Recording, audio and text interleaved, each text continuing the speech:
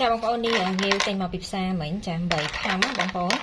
ងាវនេះគឺងាយញីចាគឺកប៉ោងល្អមែនតើចាអញ្ចឹងនេះខ្ញុំដាក់ត្រាំឲ្យចេញដីសិនចាបងប្អូនកាត់ម្ទេសដាក់មក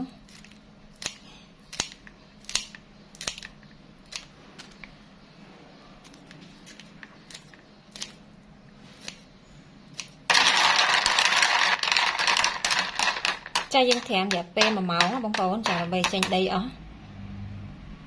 ចាអញ្ចឹងបន្តមកទៀតនេះខ្ញុំមកបុកអំបិលម្ទេសបងប្អូនចាសម្រាប់ម្ទេសបងប្អូនដាក់តិចច្រើនតាមចូលចិត្តហើយនេះខ្ញុំដាក់ចំនួន6គ្រាប់ចាហើយខ្ទឹមសនេះ6កំពឹសចាអញ្ចឹងយើងបុកឲ្យម៉ត់មកចាអញ្ចឹងយើងបុកខ្ទឹមហើយម្ទេសហ្នឹងប៉ុណ្ណឹងហើយចាបន្តមកទៀតនេះខ្ញុំដាក់អំបិលសម្រាប់អំបិលនេះគឺយើងអត់ដាក់ច្រើនទេបងប្អូនចាដាក់ប្រហែលជាមួយស្ពាកាហ្វេជាងចាស្ករកន្លះស្ពាបាយប៊ីចេង1ស្ពាកាហ្វេចាប្រេងខ្យងចាបន្តមកយើងលាយសល់បងប្អូនច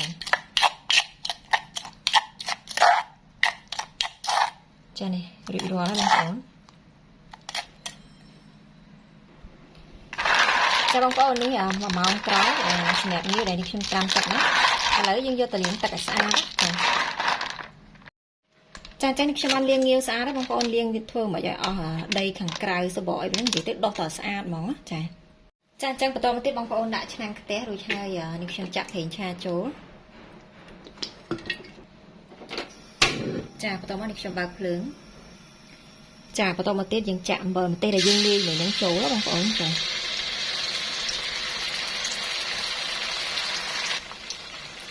យើងឆាឈ្ងុយសិនមក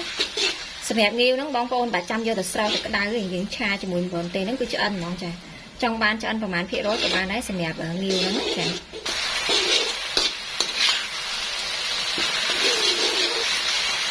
សម្រាប់អំបិលម្ទេសដែលបងប្អូនបុកហ្នឹងបងប្អូនអាចភ្លក់មើលបានណាចាចង់បានរសជាតិបែបណាយើងដាក់បែបហ្នឹង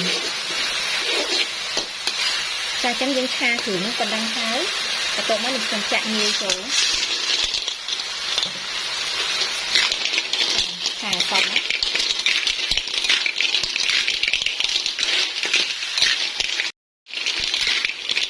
ចាបងប្អូនអញ្ចឹងនេះខ្ញុំឆាងាវហ្នឹងប៉ុណ្ណឹងហើយនេះខ្ញុំបិទភ្លើងអានេះល្មមបងប្អូនចាអត់ឆ្អិនខ្លាំងពេកទេ